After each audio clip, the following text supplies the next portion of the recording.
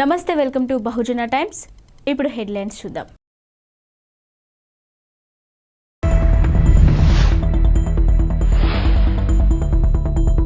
Why not Pulivendula Devineni Uma.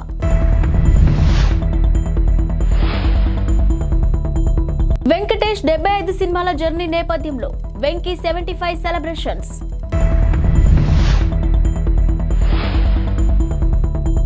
మూడు రోజుల పాటు పవన్ కాకినాడలో మకాం. ఓవైపు వైనాట్ Y75 అని ఏపీ ముఖ్యమంత్రి వైసీపీ శ్రేణుల్లో ఉత్సాహాన్ని నింపే ప్రయత్నం చేస్తున్నారు.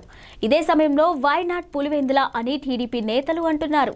ఇక తాజాగా ఎక్స్ వేదికగా మాజీ టీడీపీ నేత దేవినేని ఉమా స్పందిస్తూ వైనాట్ పులివెందుల అంటూ టీడీపీ నినదిస్తుందని చెప్పారు. ఇక ఈ ఏడాది ఆగస్టు 2023న సింహాద్రిపురంలో చంద్రబాబు పర్యటన, అదే ఊరిలోని ఈ నెలలో జరిగిన జగన్ పర్యటన వీడియోలను ఆయన షేర్ చేసుకొచ్చారు.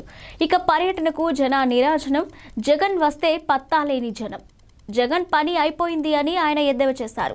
వెంకటేష్ 1986లో కలియుగ పాండవులు సినిమాతో హీరోగా ఎంట్రీ ఇచ్చారు.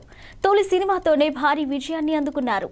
ఇక ప్రేమ సినిమాతో యూత్ కి మరింత చేరువైన వెంకీ శ్రీనివాస కళ్యాణం, స్వర్ణ కమలం సినిమాలతో ఫ్యామిలీ ఆడియన్స్ కి చేరువయ్యారు. ఇక 90లలో వచ్చిన బొబ్బిలి రాజా, శత్రువు, కూలీ నెంబర్ 1 సినిమాలు ఆయనను తిరుగులేని స్టార్ ను చేశాయి. ఇక వెంకటేష్ తనకంటూ ఒక స్టైల్ ను సెట్ చేసుకున్నారు. తనదైన బాడీ లాంగ్వేజ్, డైలాగ్ డెలివరీతో అభిమానులను పెంచుకున్నారు. ఇక కామెడీ చేయడం అనేది ఫైట్స్ చేసినంత తేలిక కాదు. అలాంటి కామెడీని అవలీలగా పండించడం వెంకటేష్ కి ప్రత్యేకగా మారింది. జనసేన చీఫ్ పవన్ కళ్యాణ్ కాకినాడలో పర్యటించనున్నారు.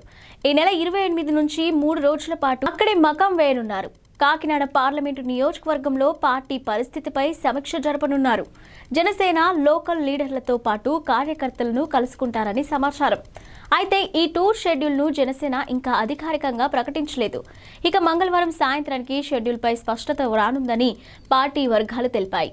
జనసేనాని సమీక్ష తర్వాత కాకినాడ పార్లమెంటు పరిధిలోని నియోజకవర్గాలలో పార్టీ ఎక్కడి నుంచి పోటీ చేయనుందనే విషయంపై క్లారిటీ వస్తుందని ఆ పార్టీ నేతలు చెప్తున్నారు. అనధికారిక సమాచారం ప్రకారం ఈ నెల 28, 29, 30 తేదీలలో పవన్ కళ్యాణ్ కాకినాడలో పర్యటిస్తారు.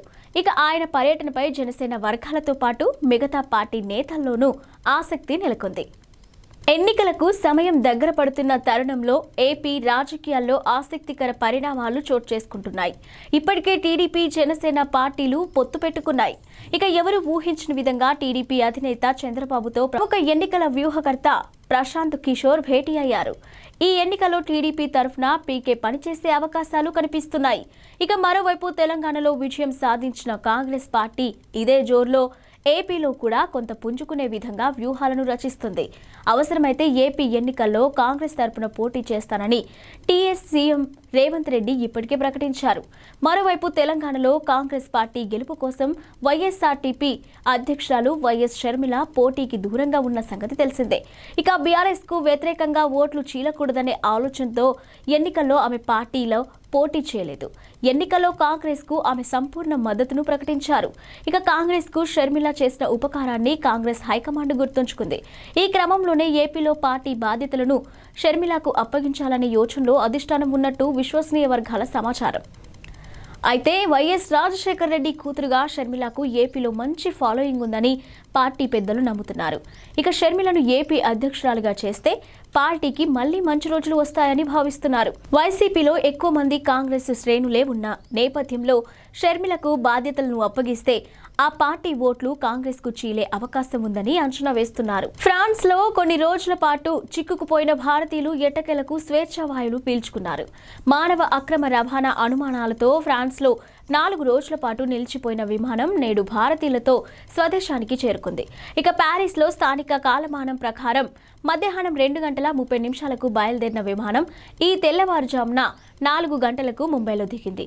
మొత్తం 276 మంది ప్రయాణికులు భారత్ కు వెళ్లేందుకు సుముఖత వ్యక్తం చేశారని ఫ్రాన్స్ వర్గాలు తెలిపాయి. ఇక 5 చిన్నారులు సహా మొత్తం 27 మంది ఫ్రాన్స్ లోనే ఉండిపోయారని పేర్కొన్నారు. అయితే వారు ఫ్రాన్స్ లో శరణార్థులుగా ఆశ్రయం కోరినట్టు తెలిపారు. దాయాది దేశం పాకిస్తాన్లో వచ్చే ఏడాది ఫిబ్రవరిలో జరగనున్న సాధారణ ఎన్నికలు 2024లో మొట్టమొదటిసారిగా ఓ హిందూ మహిళ బరిలో నిలవబోతుంది. ఖైబర్ పఖ్తూన్ఖ్వాలోని బునేర్ జిల్లా ఒక జనరల్ సీట్ నుంచి పోటీ చేసేందుకు సవీరా ప్రకాష్ అనే హిందూ మహిళ నామినేషన్ దాఖలు చేసింది. ఇక బునేర్ జిల్లాలోని PK-25 జనరల్ సీటుకు పాకిస్తాన్ పీపుల్స్ పార్టీ PPP తరఫున ఆమె అధికారికంగా నామినేషన్ పత్రాలను సమర్పించారని మీడియా రిపోర్టులు పేర్కొన్నాయి. కాగా సవీరా ప్రకాష్ తన తండ్రి ఓం ప్రకాష్ అడుగుజాడల్లో నడుస్తున్నారు. ఇక డాక్టర్గా ఇటీవలే పదవి విరమణ చేసిన ఓం ప్రకాష్ గత 35 ఏళ్లుగా PPP కోసం అంకిత భావంతో పనిచేస్తున్నారు. దీంతో తండ్రి మాదిరిగా ప్రజా సేవ చేయాలని సవీరా భావిస్తున్నారంట. ఇక వచ్చే ఎన్నికల్లో గెలుపుపై ఆమె ఆశాభావంతో ఉన్నారు. బునేర్ జిల్లాలో పోటీ చేస్తున్న మొట్టమొదటి మహిళ సవీరా ప్రకాష్ అని స్థానిక రాజకీయ నాయకుడు సలీం ఖాన్ పేర్కొన్నట్టు మీడియా రిపోర్టులు చెబుతున్నాయి. తెలంగాణ నూతన ముఖ్యమంత్రి రేవంత్ రెడ్డిని మెగాస్టార్ చిరంజీవి కలిశారు. జూబ్లీహిల్స్లోని రేవంత్ నివాసానికి వెళ్లిన చిరంజీవి ఆయనతో మర్యాదపూర్వకంగా భేటీ అయ్యారు. ఇక తన ఇంటికి వచ్చిన చిరంజీవిని రేవంత్ ఆప్యాయంగా ఆహ్వానించారు. వీరిద్దరూ కాసేపు పలు విషయాలపై మాట్లాడుకున్నారు. ఇక రేవంత్ పేరును సీఎంగా కాంగ్రెస్ హైకమాండ్ ప్రకటించిన వెంటనే అందరికంటే ముందుగా ఆయనను చిరంజీవి అభినందించారు. మీ నాయకత్వంలో రాష్ట్రం మరింత అభివృద్ధి పథంలో ముందుకు సాగాలని, మీరు ఉన్నత స్థాయికి ఎదగాలని ఆశిస్తున్నానని చిరంజీవి ట్వీట్ చేశారు. ఇక రేవంత్ను కలిసేందుకు సినీ ప్రముఖులు ఇప్పటికే అపాయింట్మెంట్ కోరారు. ఇక త్వరలోనే మనం కలుద్దామని వారికి రేవంత్ చెప్పారు. ఈలోపే రేవంత్ను చిరంజీవి వ్యక్తిగతంగా కలిశారు. ఇక మరోవైపు రేవంత్ చిరంజీవి భేటీ అయిన ఫోటోలు సోషల్ మీడియాలో వైరల్ అవుతున్నాయి. ఈ ఫోటోలను రేవంత్ తన అధికారిక ట్విట్టర్ ఖాతాలో పోస్ట్ చేశారు. మర్యాదపూర్వకంగా చిరంజీవి గారిని కలవడం జరిగిందని రేవంత్ అన్నారు. ఏపీ ప్రస్తుతం ఉద్యమాంధ్రప్రదేశ్గా మారిందని టీడీపీ జాతీయ ప్రధాన కార్యదర్శి నారా లోకేష్ వ్యాఖ్యానించారు. తన పాదయాత్రలో ఇష్టం వచ్చినట్టు హామీలు ఇచ్చిన జగన్ అధికారంలోకి వచ్చాక అందరినీ మోసం చేశారని విమర్శించారు. నేటి నుంచి ప్రారంభమవుతున్న మున్సిపల్ కార్మికుల సమ్మెకు కూడా టీడీపీ పూర్తి స్థాయి మద్దతు ఇస్తుందని తెలిపారు. ఇక తమ సమస్యలను పరిష్కారానికి పోరాడుతున్న మున్సిపల్ ఆశా వర్కర్లకు మద్దతు తెలపాలని పార్టీ శ్రేణులకు ఆయన పిలుపునిచ్చారు. పోరాడితే పోయేదేమీ లేదు, బానిస సంఖ్యలు తప్ప ఆంధ్రప్రదేశ్ ఉద్యమాంధ్రప్రదేశ్గా మారిందని, ఇక పాదయాత్రలో నోటికొచ్చిన హామీలు ఇచ్చిన జగన్ అధికారంలోకి వచ్చిన తర్వాత అందరినీ మోసం చేశారు. అంగన్వాడీలు, మున్సిపల్ కార్మికులు, ఆశా వర్కర్లు, త్వరలో వాలంటీర్లు తమ న్యాయమైన డిమాండ్ల కోసం రోడ్లెక్కి నిరసన తెలపాల్సిన దుస్థితి నెలకొందని మండిపడ్డారు. ఇక ఈ రోజు నుండి ప్రారంభమవుతున్న మున్సిపల్ కార్మికుల సమ్మెకు కూడా టీడీపీ పూర్తి స్థాయి మద్దతిస్తుందని చెప్పారు. అంగన్వాడీల సమ్మెకు ఎలా అయితే రాష్ట్ర వ్యాప్తంగా టీడీపీ శ్రేణులు మద్దతు తెలిపాయో అలానే తమ సమస్యల పరిష్కారానికి పోరాడుతున్న మున్సిపల్ ఆశా వర్కర్లకు మద్దతు తెలపాలని పిలుపిస్తున్నాను అని నారా లోకేష్ ట్వీట్ చేశారు. కాంగ్రెస్ సీనియర్ నేత విజయశాంతి బీఆర్ఎస్ పార్టీపై మరోసారి విమర్శలు గుప్పించారు. పొరుగు రాష్ట్రాల వారు తన నాయకత్వం కోరుకుంటున్నారన్న కేసీఆర్ వ్యాఖ్యల్ని గుర్తు చేస్తూ సెటైర్లు పేల్చారు. ఇక బీఆర్ఎస్ ను భవిష్యత్తు రహిత సమితిగా తెలంగాణ ప్రజలు నిర్ణయించాలని వ్యాఖ్యానించారు. అయితే వచ్చే లోక్సభ ఎన్నికల్లో బీఆర్ఎస్ పొరుగు రాష్ట్రాల్లో 50 స్థానాలు, తెలంగాణలో 3 స్థానాలు గెలిచి కేంద్రంలో చక్రం తిప్పొచ్చంటూ ఎద్దేవా చేశారు. బీఆర్ఎస్ నిర్దేశించుకున్న పెద్ద కార్యాచరణ ముందు తెలంగాణలో లోక్సభ ఎన్నికలు చిన్నవని వ్యాఖ్యానించారు. బీఆర్ఎస్ కు ప్రస్తుతం ఉన్న అతిపెద్ద కార్యాచరణ ముందు తెలంగాణ లోక్సభ ఎన్నికలు చాలా చిన్నవి.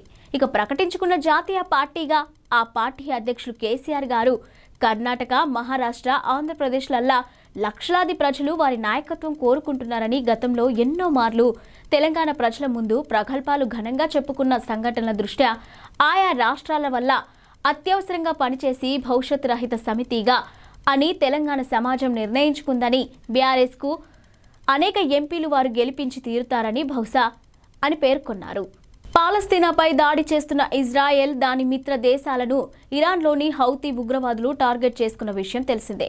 ఇక అంతర్జాతీయ వాణిజ్యానికి ఆటంకాలు సృష్టించే దిశగా హౌతీలు ఎర్ర సముద్రంలో సరుకు రవాణా నౌకలపై డ్రోన్ దాడులకు దిగుతున్నారు. ఇక ఈ నేపథ్యంలోనే హౌతీలు తాజాగా మరో హెచ్చరికను జారీ చేశారు. ప్రపంచ ఇంటర్నెట్ వ్యవస్థపై దాడి చేస్తామని ప్రకటించారు. బాబ్ అల్ మందజ్ జలసంధి మీదుగా సముద్ర భూగర్భం నుంచి వెళ్తున్న ఇంటర్నెట్ కేబుళ్లను కత్తిరిస్తామని వార్నింగ్ ఇచ్చారు. ఫలితంగా ప్రపంచానికి ఇంటర్నెట్ సేవలు నిలిచిపోతాయని హెచ్చరించారు. ఇక ఎర్ర సముద్రంలో బలగాలు మోహరించాలన్న అమెరికా నిర్ణయానికి ఇటలీ, స్పెయిన్ మద్దతిస్తాయనే వార్తలతో తాము ఈ నిర్ణయం తీసుకున్నట్లు సమాచారం. ఇక ఈ ప్రపంచాన్ని రాతి యుగంలోకి నెట్టేస్తామన్నారు. కాగా హౌతీ హెచ్చరికలపై సర్వత్రా ఆందోళన వ్యక్తమవుతుంది. హౌతీలను కట్టడి చేయకపోతే ప్రపంచానికి నెట్వర్క్ సమస్య ఏర్పడుతుందని అరబ్ అంతర్జాతీయ మీడియా హెచ్చరించింది.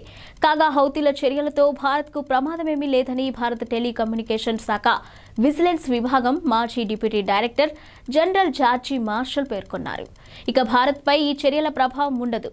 సముద్ర భూగర్భంలో ఒకే లైన్ ఇంటర్నెట్తో ఫైబర్ కేబుల్ వ్యవస్థ లేదు. ఇక దేశాల మధ్య వేర్వేరు సంస్థలకు చెందిన కేబుళ్లు ఉన్నాయి.